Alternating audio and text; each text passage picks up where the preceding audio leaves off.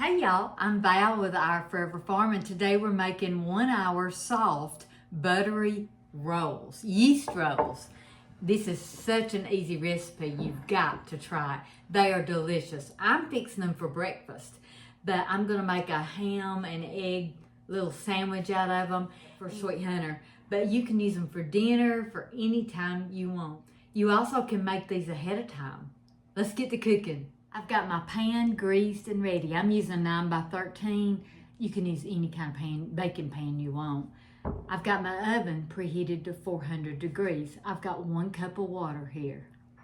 So this is 2 tablespoons of butter, and I'm just gonna melt it real quick in the microwave. You can melt it however you want.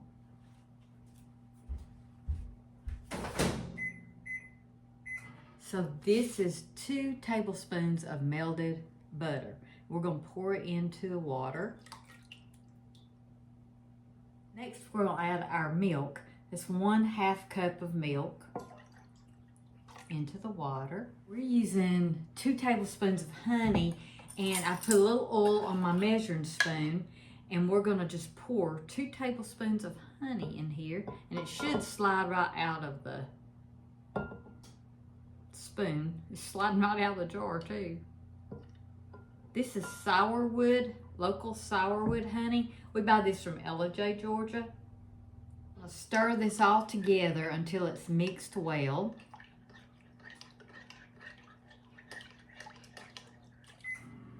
So we're gonna put that in the microwave until it reaches about 110 degrees, or if you can stick your finger in it and it's like bath water. It doesn't burn you, but it's hot.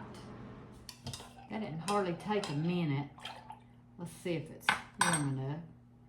Yeah, it's perfect. We're gonna add 1 tablespoon of active dry yeast.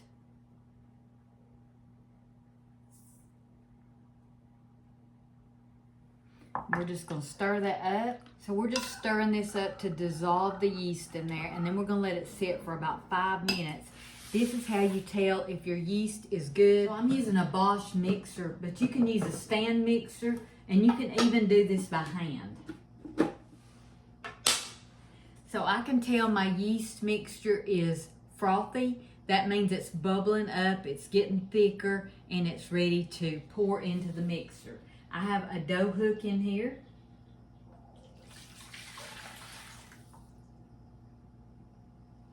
Next, I'm gonna add 3½ cups of all-purpose flour. You don't wanna pack it down, you just wanna make it level. You actually can add up to 4 cups if you need it in this roll recipe. But we wanna start out on the minimum side. So we're just gonna add 3½. These are absolutely delicious. You'll love them, and you'll love the fact that there's not a lot of wait time. 1/2 cup.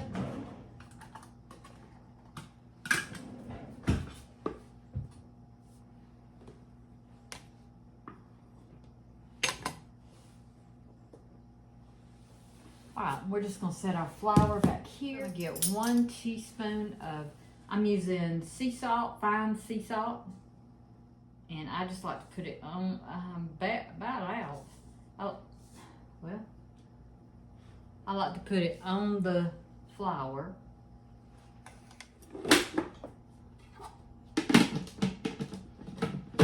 And what you want to do is turn this on low and mix it until it's mixed together and the sides are, the dough is pulling off the sides. We may have to add more flour, and you do this like 1/4 cup at a time. That's another 1/2 cup.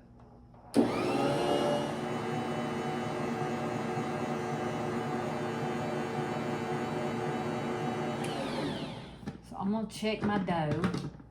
So what we're looking for is that it's pulling away from the sides. So it's not. So I'm gonna add about 1/2 cup. I'm gonna add about 1/4 cup of flour in there.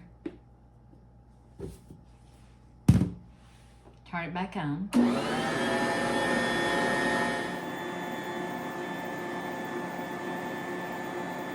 So I've got it mixed together, and if you noticed on the side, you'll see some flour, and I'm just gonna scrape it down on the sides, where it'll get in there. And then we're gonna turn this on low again, and we're gonna knead it for about 4 to 5 minutes.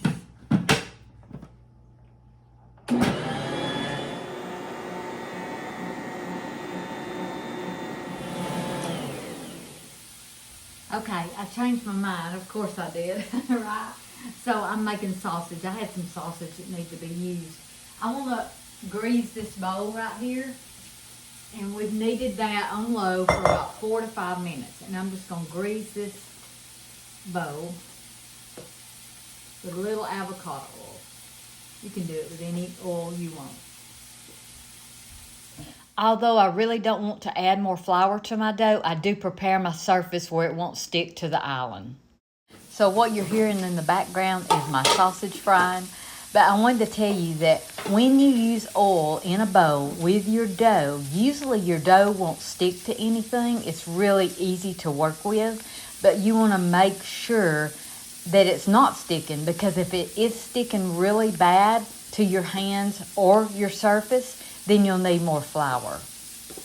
And if you do realize that it's sticky and sticking to everything and you need more flour, now this dough's great, this dough's beautiful, then you need to add more flour. And you can do that as you make it a ball here on the surface, because we have flour on the island and I always put a pile for my hand. So we're not really kneading it here. What we're doing, although it looks like it, what we're doing is we are forming this into a ball. We're just folding it over and gonna get it in a ball. Now you see the stickiness of this dough? That's not what I'm talking about. I'm talking about a dough you can't handle. Isn't that gorgeous? And now what we're doing, I turned it top side down to get oil on both sides. Flip it around, get oil on it. This is getting it ready for the first rise. So do y'all do what I do? You have something in mind you're gonna do. For example, the ham and cheese rolls, and then you change it to sausage. I mean, it's a woman thing, right?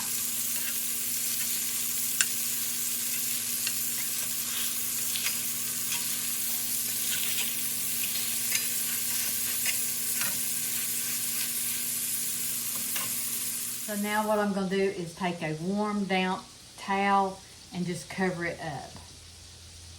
I always have that lid so I can put it right on top. And I'll set it over here where it's warm, where I'm frying this sausage, and it'll rise for 15 minutes. Okay, let's check on our dough.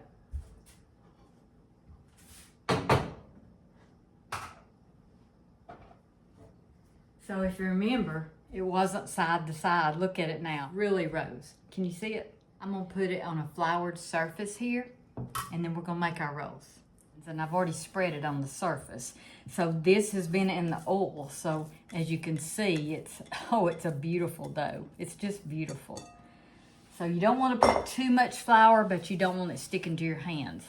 So all I'm gonna do is just make this, like push it down, get the air out of it, fold it over, and like I say, I'm trying not to add any flour to it except what I have to. It doesn't matter if it as long as it doesn't pull away on your hands, it's good. So what we're gonna do now is I'm gonna push this flour away because I don't want any more flour on this. Okay, and then we're gonna cut this into 12 pieces. Now you can weigh this if you want to. I'm not that picky. So we're gonna just pull this aside and set it down. Isn't this beautiful?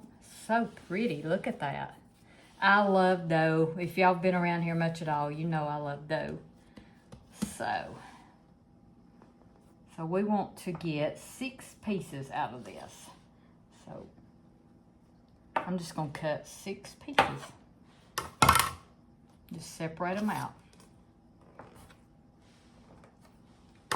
Now, if you really want to get real picky about it, you can weigh these, like I said, but I'm not. And it doesn't really matter what size they are. They're going to fill up the pan anyway. So let's move this out of the way. and let's make our rolls. So we're just gonna set these aside.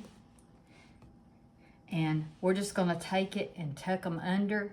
If it's too sticky, just get a little flour on your hand, not much.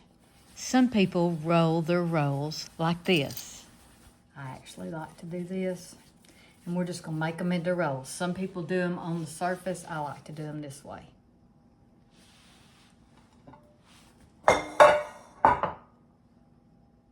So if you've never made yeast rolls, this is a great one to start with. 1 hour from start to finish. And that's 35 minutes probably of rise time.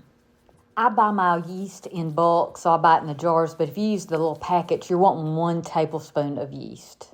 And that's a little bit more than 1 packet. So here's the rolls. So what we're going to do is we're going to set these over at the stove again, wherever a warm spot is in your house. And we're going to cover this with a warm, damp towel. We're going to let it sit and rise for about 15 more minutes.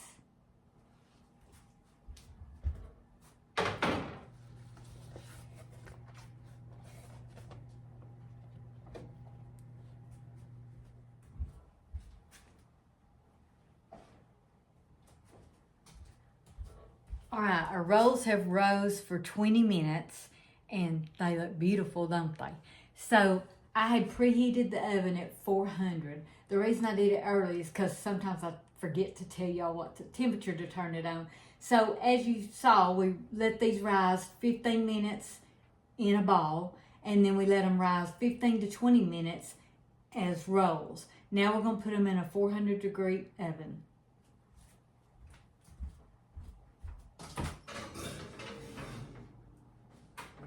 So we're going to let those bake for 15 minutes until they're light golden brown.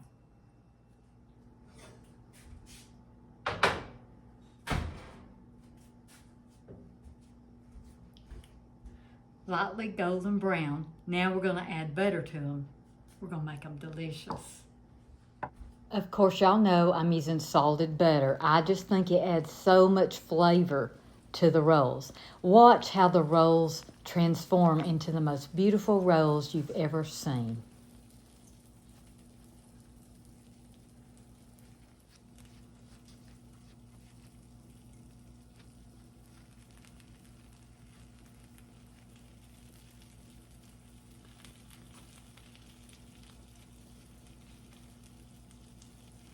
So you can spice these rolls up. They're delicious just like this, but you can add some herbs to them. You can add fresh herbs or dried herbs. Add 1 to 2 tablespoons of finely chopped herbs into your dough. You can also, if you don't want to add them into your dough, you can mix the melted butter with fresh herbs or dried herbs and brush them on the tops. That's delicious. One of my favorite is the garlic rolls. Oh my goodness. Just put a tablespoon and a half of garlic powder to your dough. Oh my goodness, mix it right in.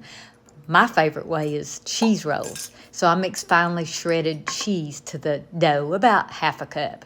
And you can make cheese rolls. Or try Parmesan and fresh garlic in your melted butter and brush them on top. Oh my goodness, you'll think you died and went to heaven. Or do what I did. Keep it simple. We did sausage, a slice of cheese, and strawberry jam. It was delicious. So here they are. I just cooked them plain. I didn't add anything to them except the butter. Butter makes everything good. Y'all go cook something.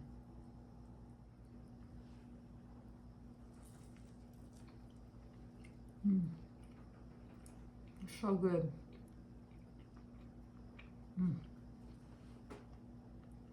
So if you would like to make these ahead, you can make these all the way to the roll stage before they rise the second rise. Put them in the refrigerator for 48 hours. You can also freeze these after they're baked. Thank y'all for watching.